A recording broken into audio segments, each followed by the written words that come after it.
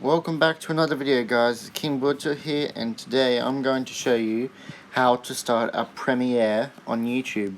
So what you want to do is you want to go to the online version of it, and up here, this little button that I've highlighted, you press upload video or go live, depending on, well, for this we're doing upload video.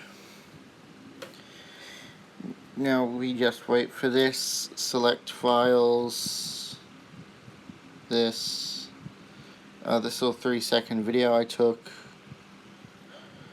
Then we do this, let's go test, television about video, blah de da de blah, land. Then processing video, playlists, done. It won't let me click off it. Alright, you press next. You can add different cards. Finish processing. Add cards. That's just something else. Then we go to visibility. This is the thing we need.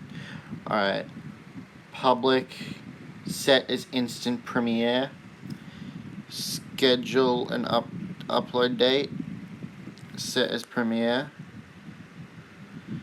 What is it? Let's go April